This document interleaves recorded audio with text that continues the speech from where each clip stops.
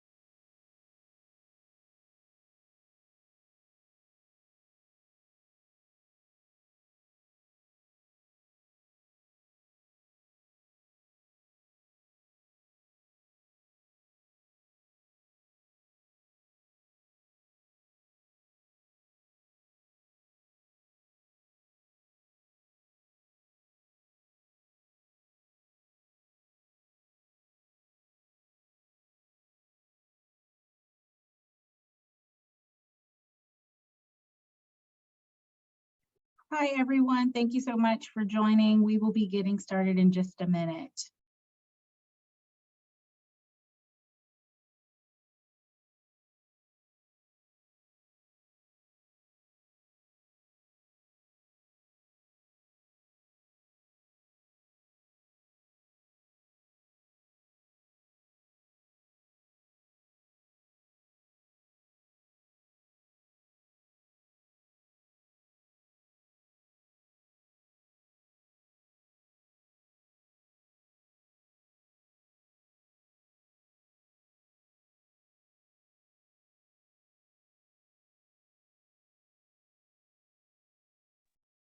Good afternoon. I am Dr. Ashley Canty, and I am the Director of Equity Initiatives here at the Hunt Institute. And it is my pleasure to welcome you to our September webinar, The Role of Teacher Diversity in Decriminalizing Latina Students. Students of color disproportionately experience unfair discipline practices that remove them from the classroom, exacerbated by school policing and lack of investments in care and trauma-informed approaches. Research on this topic often focuses on boys, overlooking Latina students who are 28% more likely to be incarcerated than their white peers. While research shows that having educators of color in schools can serve as a protective factor for students experiencing disproportionate school discipline practices, the increasing number of Latinx teachers in schools is a key strategy to help ensure that schools are a safe place for girls to heal and thrive. We're really excited today to be joined by three experts on this subject who will help to provide a wealth of knowledge for us as we really think about the ways in which Latina students experience schools, the importance of educator diversity in K-12 settings. And we are so excited and thank Latinos for Education for partnering. They're also one of the Hunt Institute's partners for our 1 Million Teachers of Color campaign. And so we're excited to have them join us here today on this webinar. As you think about how you want to engage in this work, we're really excited to have all of you here and also provide the experience for you all to ask questions. If you look towards the bottom of the webinar platform, you will see that there is a Q&A. Please be sure to put your questions into the Q&A. We have several Hunt staff people that will be monitoring that so that then you're able to ask your questions of the panelists. We also invite you to use the chat function as a way to engage, to put comments, or if you all hear something that sparks anything creative or aligns with your work, please feel free to share that with the audience. But our Hunt staff members will be monitoring the chat as well. I think there are some concerns around sound. So hopefully that has worked itself out. But if there are any challenges, please don't hesitate to inform us and let us know via the chat if there are sound issues. So with that, we are going to go ahead and get started. Our first panelist is Dr. Felisa Ortiz-Licon, and the question goes to you. So we would love for you, one, to introduce yourself and then start on our question. So Dr. Ortiz-Licon, research shows that having a diverse teacher workforce can serve as a protective factor for students experiencing disproportionate school discipline practices. How does having educators of color represented in the classroom and in the school building mitigate this disproportionate discipline Latina students often face? Yeah, thank you for that question, Dr. Canty. And first of all, I want to thank the Hunt Institute for hosting this webinar. And I want to thank my distinguished fellow panelists for joining in the conversation, which is a critical conversation to have. Also, happy Latina, Latino, Latinx, Latine Heritage Month. That's a whole different webinar. But thank you for joining us. So why does ethno-racial matching matter? It matters because we know that representation in the classroom, or as we say in Latinos for Education, from the classroom to the boardroom has impacts on the students we serve. There has been very limited research on this notion of ethno-racial matching Latino educators and Latino students. And there's been even less research on Latinas in particular. And that's because when we do look at disciplinary actions against Latino students, we tend to look at Latino males, which are disproportionately suspended when compared to their white and Asian counterparts. However, earlier this year, Dr. Travis Bristow, Tolani Bryn from UC Berkeley, and Dr. Matthew Sherrills did conduct a longitudinal study. This is quite groundbreaking because this 10-year study in New York public schools looked at three student subgroups, or three student populations, Black, Asian Americans, and Latinos. And in that study, they noted that when Latino students are matched with Latino teachers, we see a decline in suspension.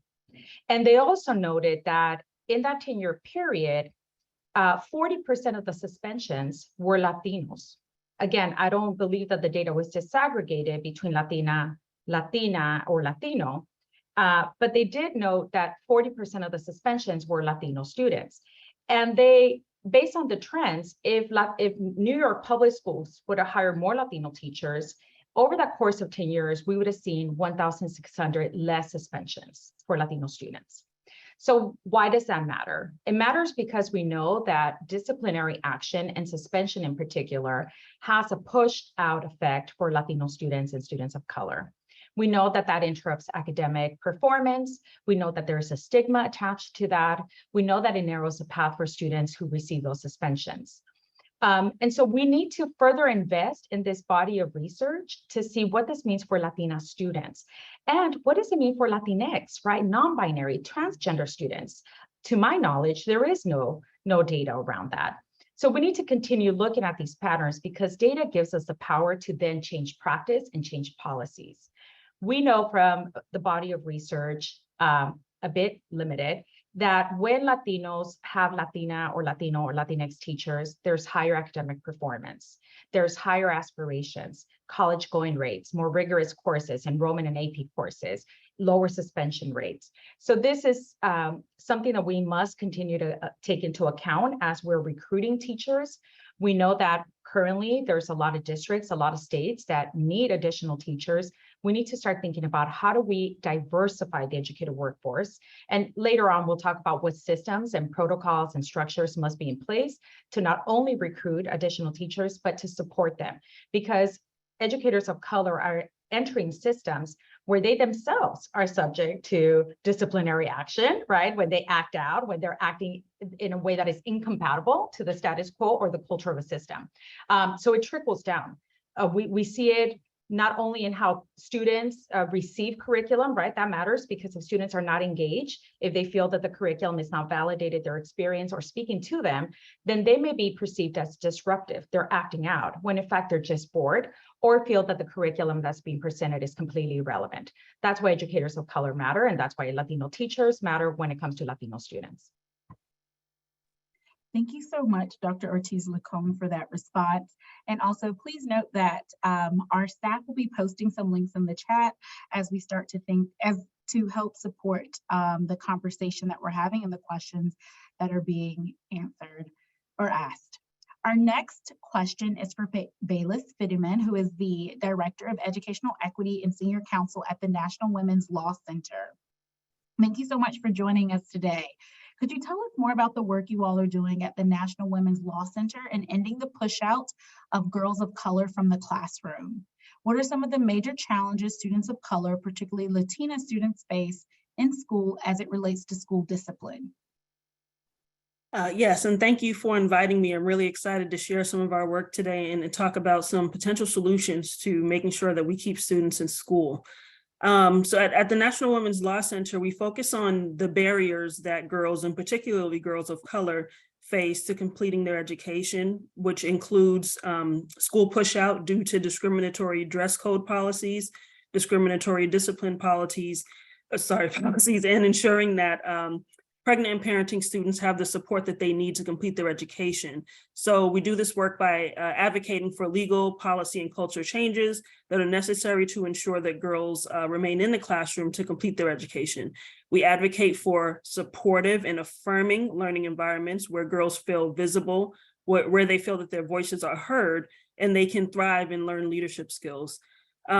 Research shows that discriminatory discipline policies and dress code policies detach, as my colleague, Dr. Oriz Lacombe said earlier, it detaches students from their learning environment. These policies make students feel unwelcome at school, where the consequences are exclusionary discipline, such as suspension and expulsion. Students are physically removed from their classroom, and over time, as these incidents increase, exclusionary discipline can lead to disengagement and ultimately dropping out of school. So an analysis of NWLC did an analysis of the civil rights data collection data from 2017 and 2018. And we found that Latina girls were more likely than white girls to be suspended in 45 states across the country. Some of the problems that Latina girls face specifically include stereotypes and bias from adults in their learning environment about being violent or hypersexual. Our research using the 2013 to 2014 CRDC data found that Latinas made up 24% of all public school students, and yet made up 24.2% of all girls arrested at school and 22.8% of all students referred to law enforcement, compared to white girls who made up 50.1% of the student population, and yet made up 30.2% of girls arrested and 34.3% of all girls referred to law enforcement, which is an underrepresentation. So there are a number of things that are contributing to the experiences that Latinas are having in school. In 2019, NWLC published a report called "We Are Not Invisible," which examined the mental health experience that Latina girls and femmes had in Philadelphia public schools from grades 8 to 12. This research report included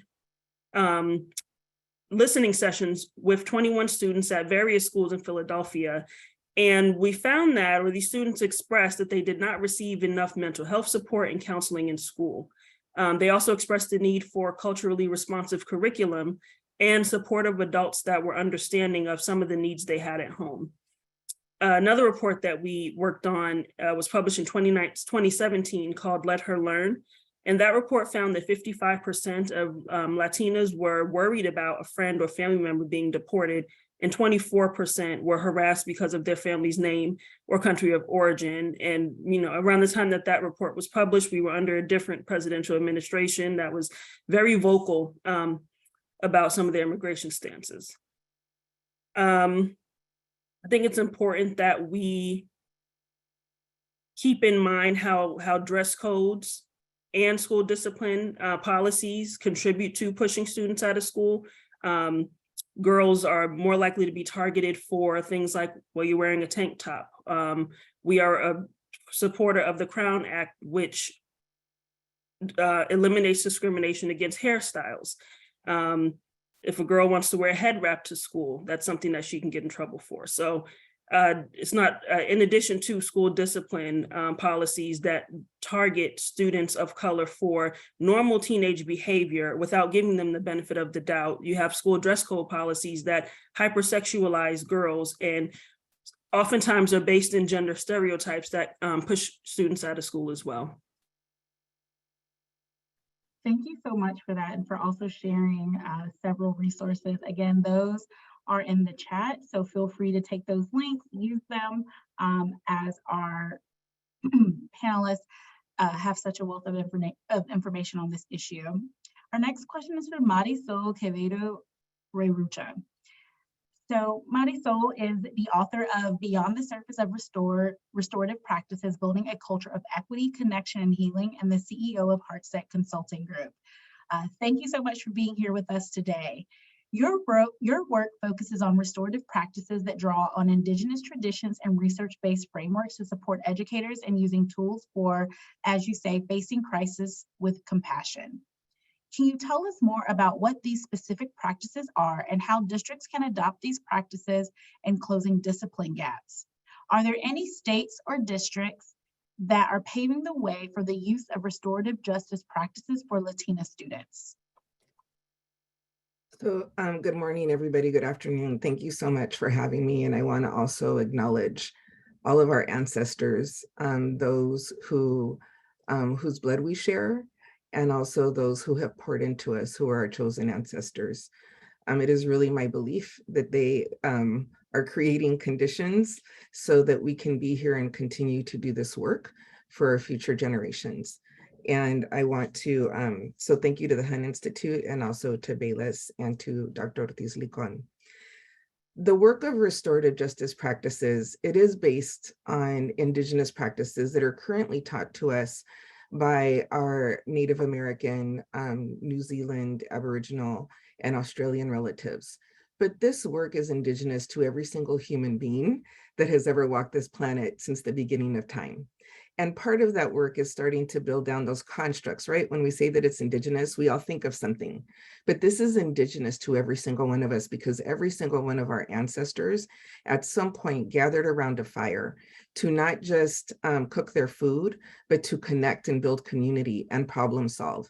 And that is the premise of this work. The premise of our restorative work, the restorative justice movement and restorative practices is ultimately that we belong to each other.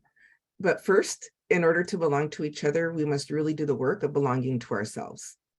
And what that means is that in community, in schools, we provide space for healing to happen, for connection to happen, and for us to problem solve and celebrate together.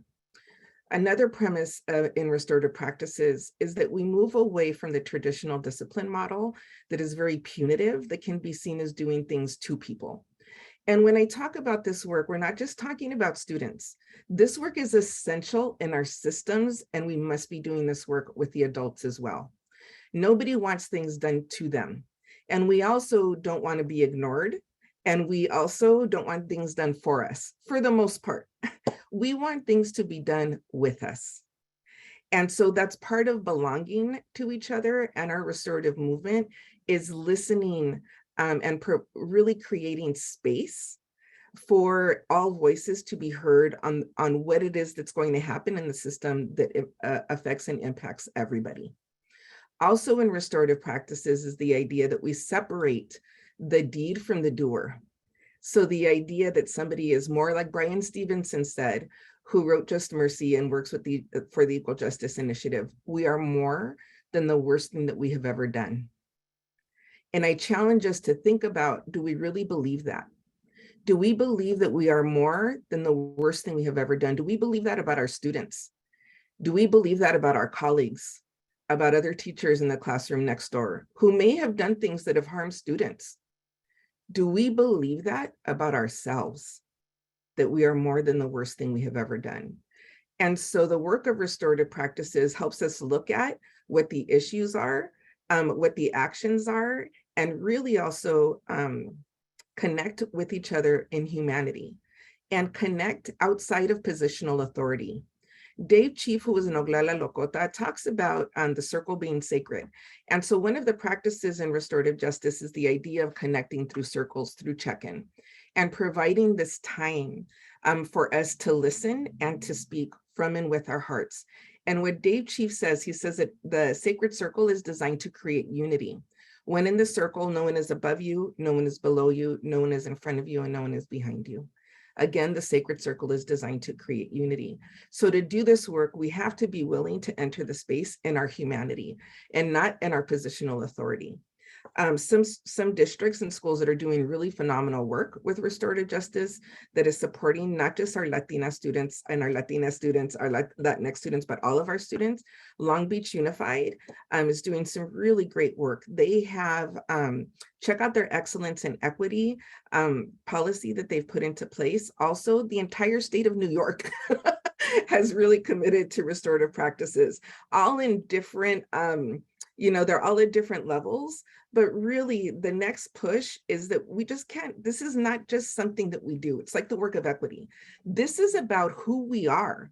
And so that's the push with restorative practices is, again, this is, you're not just going to go and implement, this program. This is about who you are fundamentally and what you believe about yourself and about each other and about our kids and our communities.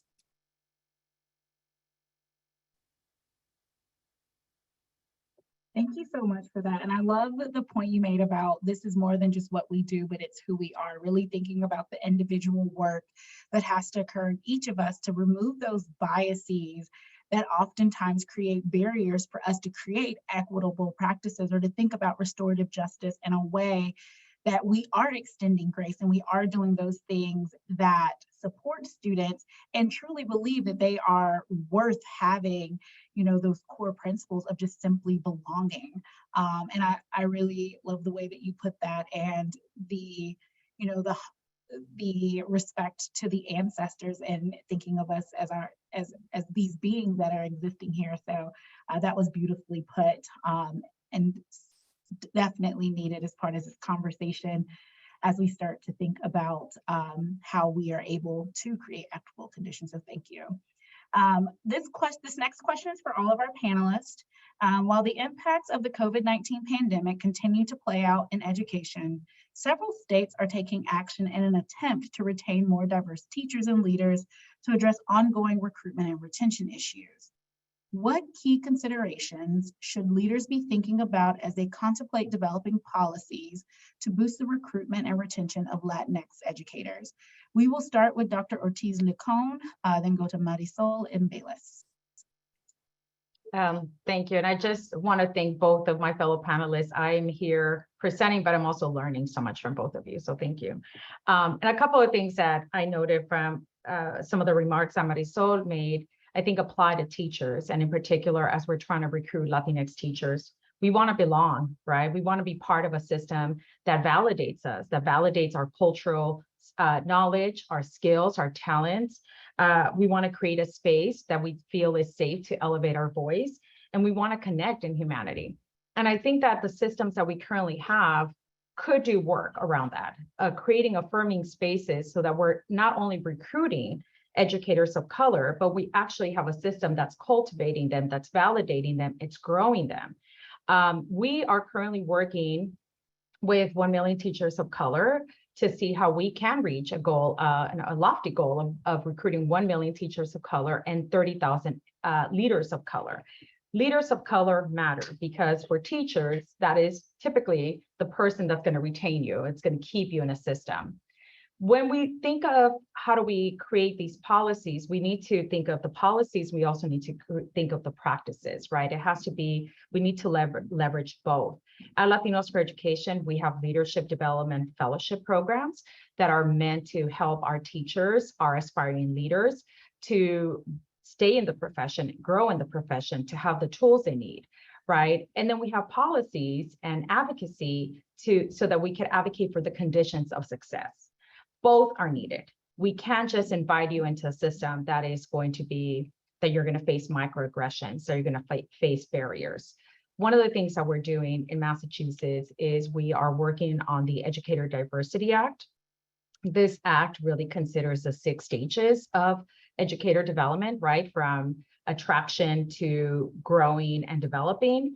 We're looking at on-ramps into the educator pathway. How do we minimize barriers, right? What are some of the things that we need to consider? For instance, a lot has been said about the need and the dire need for recruiting additional teachers. We speak about the teacher shortage, but there's been several articles that have refuted to some extent some of these claims. And they said, we really don't have the data, right? We just don't have the longitudinal data to substantiate the fact that we have this national crisis. So one, we need data. We need to know who is entering our system, who's leaving the system. We know that even before the pandemic, we did a study in Massachusetts where 1 in 4 Latinx teachers were leaving teaching within 5 years. This is before the pandemic. So we need a system in place. And one of the things we're advocating for is an educator diversity dashboard. We know who's coming in, what are the racial, ethnic, linguistic background of the students, at what point do we attract them, at what point do they leave, who's leaving, and how are districts responding to that? Are they setting targets for diversifying the educator workforce? If so, what are those targets? And are they measuring against our success? We want educator advisory councils. We want to make sure that the system of inducting and hiring is free of bias, right? So that requires more than one person. It requires training on those that are hiring, but also requires some councils so that we know what is the district doing to diversify the educator workforce, and is that aligned with what diverse voices say? We also know that one of the barriers for a lot of Latinx educators is the certification, right? And so we're looking for alternative ways of certifying educators. At the federal level, for most of us, our first generation college going students, we're also first generation middle class, right? And many of us are responsible for 2 generations of households. We need to pay for our own household and our parents. There is this notion of colectivismo in our community. That means that we are collectively uplifting our own, right? And so that does bring some financial considerations. If I'm acquiring debt, and I'm probably the best worst case scenario for debt that I acquired throughout my educational career. If we're acquiring debt and now we have to pay all these student loans and we're making a teacher salary and we have to be responsible for our household and another household, it's just the math doesn't add up. So we need to consider compensation. We need to consider at the federal level, we're supporting Senator Lujan with his loan forgiveness for educators program. So these are the types of things that we consider at the federal level, but at the national level, again, the Educator Diversity Act with provisions that really cover the entire pipeline from beginning to development and making sure that we are removing barriers for educators of color to enter the field. But that's not enough. The system has to shift, and we can have more conversation about what that means. But a system that is attracting teachers and not providing the conditions for their success is going to be a system with a rotating revolving door where we're not going to be able to continue attracting and retaining teachers of color. Thank you so much for that, and really love the point you made specifically about affirming spaces and how do you cultivate that talent. I think so often we think about recruiting teachers, but we forget about those retention efforts, and your mention of school leaders is really in alignment with the work that the Steering Committee for 1 Million Teachers of Color is doing, but also just so specific to thinking about representation and how the cultural relevancy of those identities is so important to that. So thank you so much for that answer. We will next go to Marisol. So we need to stop talking about and writing these beautiful things and start being them. We got to start being about it. And that includes, if our districts, if our systems were living to their missions and their vision and their beliefs and their expectations, then we would not have these issues and equity would not exist. And so one of the issues that I see with that is that the systems that we create these beautiful statements, our mission statements, our vision statement, our belief statements, or our values, but we create them and we have a small group that's tasked with creating them, and it's all to save time. But what we do not do is include all of the voices of those who are working with us. Again, like, how do we get to doing as much of the work with our people? And that is absolutely culturally responsive because of what Felisa talked about, because collectivismo, community, right? That is a high value that our communities have, all communities of color. And so what that would look like is collectively pulling your entire system together and creating the time and the space to really create collective belief statements. What do you believe about kids in education? What do you believe about each other? What do you believe about communication and equity? And then those statements, once you work through them, they should be present at every single meeting. Every single time that you're making a decision, it should go back to what those belief statements are, should go back to your agreements about how it is that you're going to treat each other in this work and how you're going to treat those that you are working with and supporting. And also the work needs to be done on how to have those difficult conversations when people aren't living up to those agreements and those beliefs, right? All of those things need to be practiced. And also, we need to be asking our teachers of color, they need to be included in these conversations about policy. How do they want to be valued? Instead of us thinking that we know what they want, because that might be what we wanted, right? What is the value for them? And what I have found is that a lot of teachers say they want to have a say in what their school is doing. They want to be involved in the decision-making. And so make that meaningful. Stop talking about it and start doing it. And also, we need to create all of the things that we want for our kids: culturally responsive and sustaining systems, right? Culturally responsive and sustaining pedagogy and instruction. That needs to be a part of our professional learning. That needs to be a part intentionally of the culture that is built for our staff. What we want for, that's another issue. We create these beautiful statements focused on the kids. That's a problem because we're not talking and working with the adults that are doing that work with our kids and holding them to the same expectations. And so I think also looking at how can we have normalize, right, beliefs and agreements across the board and not differentiating. We're not just building really phenomenal systems of instruction for kids, but also of professional learning for our staff and adults. And also, like Felisa had, I'm sorry, Dr. Ortiz Lincoln had shared, is that we got to pony up and start helping pay for certification, right? For their licenses, for our teachers. That's professional. And also to support their continued professional learning and development. And also really, I think we need to also start including our community. It should not just be educators, staff, administrators that are there doing this work for kids and for community and staff. Everybody needs to be included in that with, because again, we value community, we value collectivism. And so again, we got to stop talking about it and we got to start being about it and doing it. And that should show up in all of our policy. Thank you so much for that, Marisol. I just want to bring us back to reflect on something that you said that I thought was so important, is including all the voices and really just asking them the right questions. And not so much the right questions, the important questions. And like you said, we have a lot of conversations, but we're missing key people at the table to be able to have those conversations and not just leave it at a conversation, but move to solutions. So really appreciate your insight there and just calling us to action on things that should be at the front, should be at the forefront of our strategy, but oftentimes are missed, whether intentional or unintentional, to really bring in everyone to have this conversation. And more importantly, asking teachers what it is that they need. This is their area, this is their passion, keeping that there too. Bayless, you are up next. We'd love to hear from you. I want to take a bit of a step back to do some landscaping around what the teaching workforce looks like across the United States. So currently, 80% of the teaching workforce identifies as white, while students of color make up more than half of the country's student population.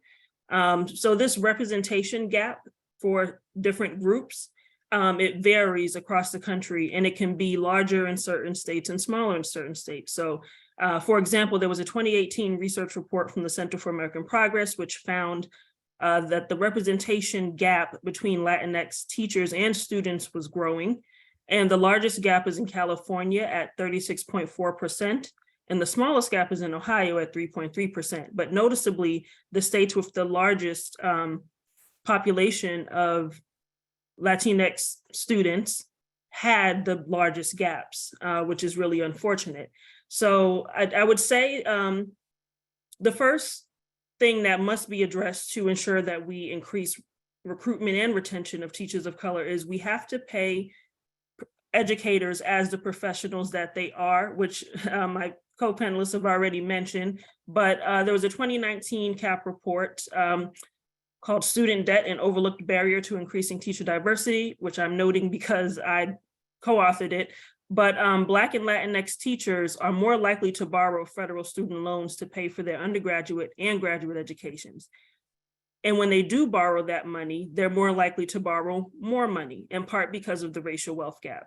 So it's important to address the pay and the other working conditions that drive teachers out of the classroom overall, such as lack of time to prepare for classes during the workday, having to go home and do lesson plans at 9 o'clock, 10 o'clock at night, and get up at 6 a.m. to go to work or earlier.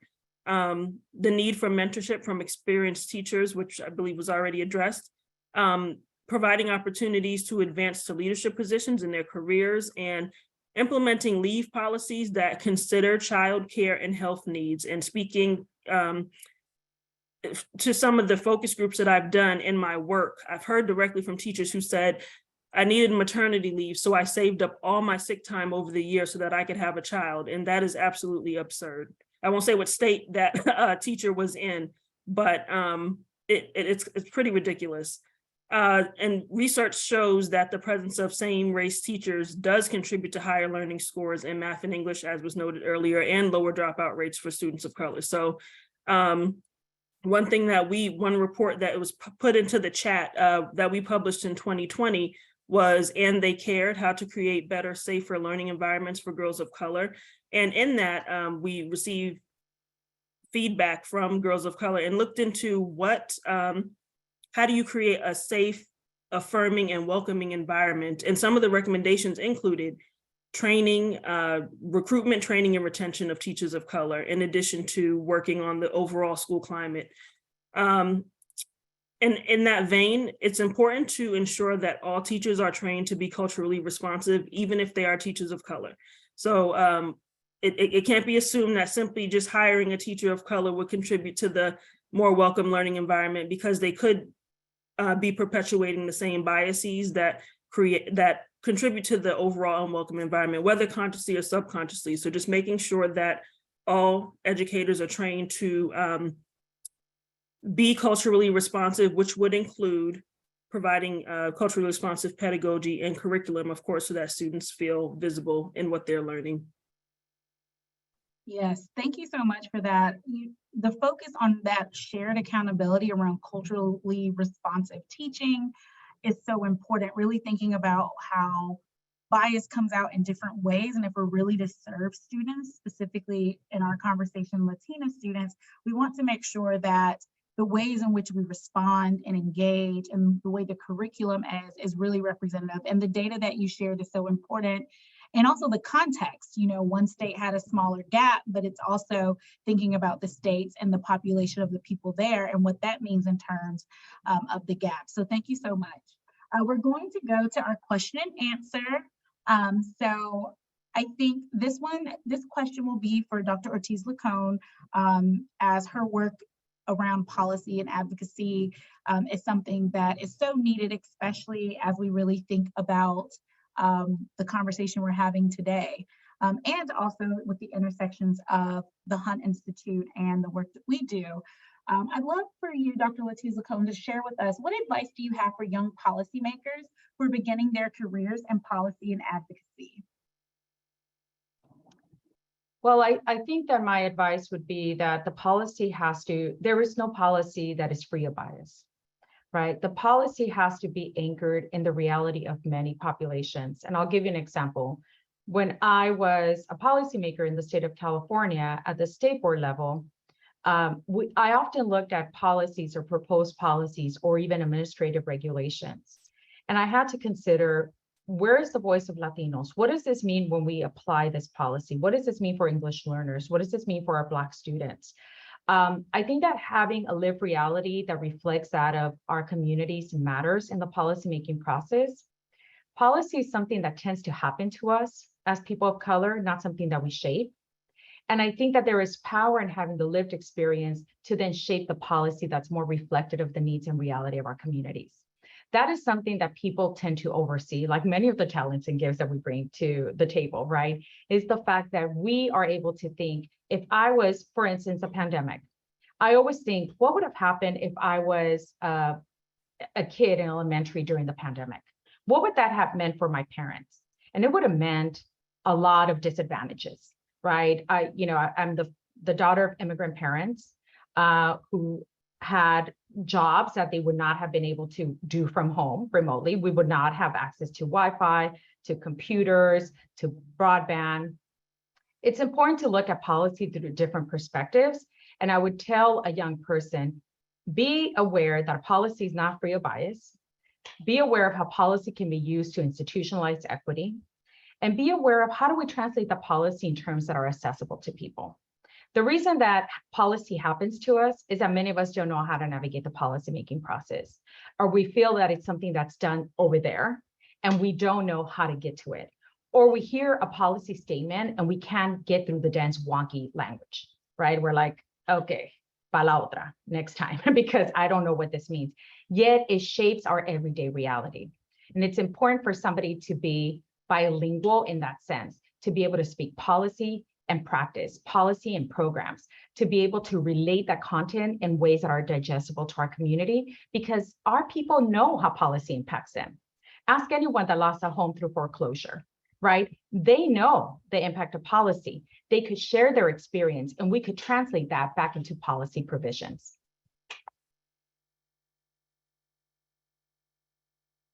Thank you so much for that answer, and to really think about how we even understand the language and reading through those things, it can be a challenge.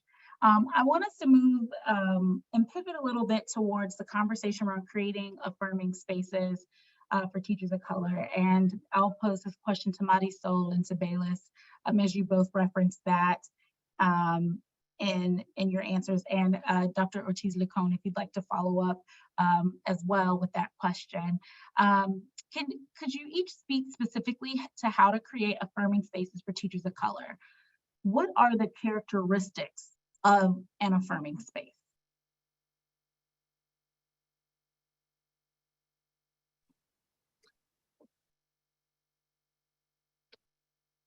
So when we think about what it is that we want to create for all people, right, but specifically our teachers of color, and we use that word affirming, what are all those things that we're implying, that you're seeing that you matter, that you have a say into what it is that's happening in our school and in our work? And part of the way of creating that kind of a space is creating space to see each other in their humanity. So you create an affirming space, you let people know that you care about them and you want to know about them by checking in, by having the practice of a check-in that goes beyond how are you feeling today, but that really can allow for connections and for sharing about our life, right, and our experience outside of just our professional selves. Really about that can really allow us to see who the human being is that's working alongside me and who the human being is that is sitting in my classroom. And so through the work of circles, of getting together, giving everybody an opportunity and a practice to speak and share and to listen, and then to also provide opportunity where you can share a connection, something that you heard that you can expand on. And this can be done, a circle really can be done. We're all perfect circles within ourselves, the Vitruvian man, right? And then even with a partner, that's a circle. With a triad, that's a circle. In whole group, that's a circle. But creating space for people to connect and see each other in their humanity and their shared human experience. Because when you have that, it makes it harder to otherize, to marginalize people, to push them out. And it can also, those things that happen in workspaces where where like there's factions, right? Or where it becomes like, okay, like these are my people, those are their people, and we talk about that you break down by creating space for us to connect and see each other. And in all ways, not just, not just once a month at your staff meeting, but every time you sit down and you meet together, that you have a practice where you're doing a check-in and a checkout, that again provides that opportunity.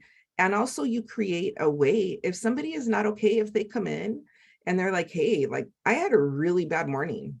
My daughter has extreme behavior difficulties and I cried all the way to work and I just need a minute. And so like have a way of them being able to respond and say, well, what is it that you need? Do you need to maybe step out of this morning meeting and connect with somebody and just do you need to be here and work? Like, what do you need? So the creating affirming spaces is creating space for us to be in our humanity and connect and see each other. And I would love to hear what Bayless has to add. And also my homegirl, Dr. Felisa Ortiz Licon. Yeah, when I think about this question, for me, it goes back to the fact that teachers are professionals also, and we have to start treating them as the professionals that they are. Becoming an educator requires undergraduate level education and at times graduate level education. So we have to give them the same benefits that other professionals receive at work. And that includes making sure that they have the professional development resources that they need and an opportunity to implement that so that they feel that they're growing in their career and that they feel that they have a chance to get better at the work that they're doing, making sure that they have mentorship in the classroom, making sure that they have the kind of leave policies that other people, I mean, I think it's really difficult. Most of us, if we're working at home behind a computer, or even if we're going into the office, we can take a restroom break when we want, but it's not clear that teachers get that when they're standing in the classroom. Just making sure that they feel respected and seen. And I will say throughout the pandemic and having to teach through those conditions, switching to virtual learning environments, a lot of teachers were just really burned out, felt very much unappreciated, or if I'm going based upon what I've seen. And so just making sure that their needs are considered, just as Marisol just said, thinking about what is it that you need today? How can I be supportive? I see you, I hear you, and I value you in this learning environment. And I'll just add two things. There was a survey by Educators for Excellence. And yes, compensation was one of the things that teachers wanted, but BILPOC teachers, they specifically wanted, 82% of them wanted professional support and leadership opportunities. That actually ranked higher than compensation. So we need affirming spaces would have that. The other thing is that we are currently in education, we are encountering the cultural wars, and education is the target. And a lot of teachers who are teaching in some of these states where we have bills, 970 bills passed different state houses or were introduced to monitor, censor, control teaching to an extent, right? And some of those were actually successful in implementing provisions that would censor teachers. So we need a space where teachers have air coverage. Teachers that look like us are profiled as the ones that are more likely to teach. Okay, and there's no survey, but my guess would be that this is the case, are more likely to teach some of the curriculum that is being sanctioned. Why? Because that's our history, right? Because we're elevating the counter narrative, because many of us went into teaching because we wanted to make sure that we're shaping minds and hearts of students and that we're validating them, that they see their contributions and their history in the curriculum, right? And so that makes us subject to profiling as agitators, as being unlawful. Our mere existence and our history and our contributions, we can't speak about that. Or if we're LGBTQ in some states, because that would make us unlawful. And I think that it is imperative that teachers and systems give that protection, that air coverage for educators of color. We need our allies at this moment. We need folks to rally behind it, because this is a scary moment. You know, I'm married to a school teacher, and when we were hearing a lot about these bills that were passing in different states, we're in California, but he asked me, he said, should I be worried? And I said, well, no, because we're in California. But I mean, the fact that you are thinking, should I teach this? Is it okay if I introduce this book? That just tells you the level of like stress and sort of monitoring that's happening, that is really instilling fear in teachers to bring their authentic self to the classroom. I have one last question for all of our panelists, and I think that this question is really important as we think about restorative justice practices, just affirming identity, but also the reality of the fact that many schools are bringing in law enforcement agencies. So our last question, as we think about, many schools are looking at the implementation of school-based law enforcement agencies. And I think this is a reality as we think about the time that we live in. When I was in high school, we also had law enforcement agencies in the school. So I'd love for you all to talk a little bit about what are some considerations they should take to ensure equity? And also, is this the right approach to ensuring school safety, specifically knowing the relationship between communities of color and law enforcement agencies and the nuances of that? I can go ahead and answer that one first, because we at the National Women's Law Center support the police-free schools movement. And we do that in part because research has shown that in environments where police are present, students report feeling less safe. There's an increased likelihood that students will be referred to law enforcement and incarceration. And so we do not support having school resource officers in the building. We support using that funding to give to school counselors, school mental health professionals, other support staff that can provide students with the visibility and support that they need in the learning environment. And so, yeah, that we believe in a police-free schools environment.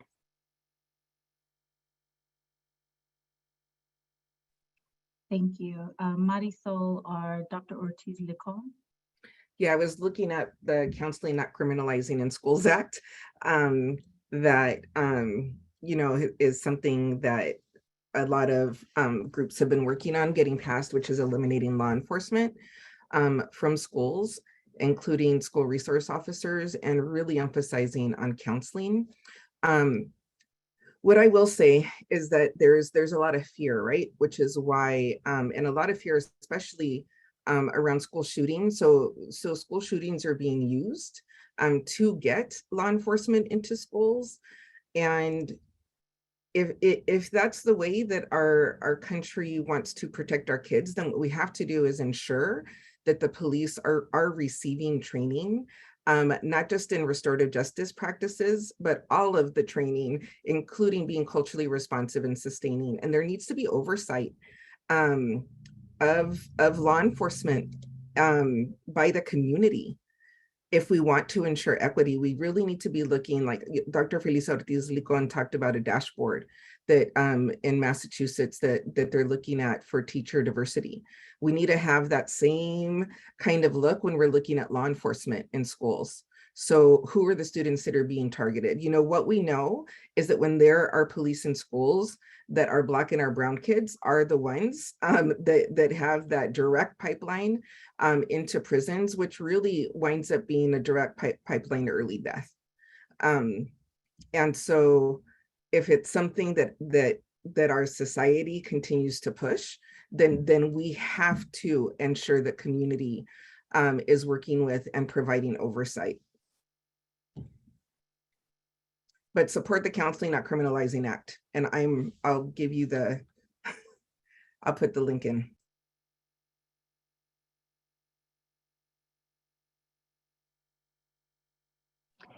And Dr. Canty, Latinos for Education doesn't have a policy position, but I will say that at the end of the day, we know that some states have moved to looking at suspension rates, for instance, as a proxy of school culture.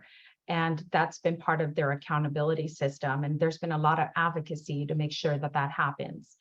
I once had a superintendent who said, I could give you the data and show you the data that you want to see that will show decrease in suspension, in particular for Black and brown students. But that doesn't mean that in reality things are changing, right? And so we need to be aware that whether it be policing, whether it be holding schools accountable to a suspension indicator on their accountability system, if practice and mindsets don't shift, the data will simply be manipulated, right? There's ways to manipulate the data. So we won't suspend you. We're going to give you a referral. We're going to suspend you, but it's going to be school suspension. We're going to suspend this kid, but not this kid, because we've already met the quota for our Black students or our Latino boys. I think that data can be manipulated.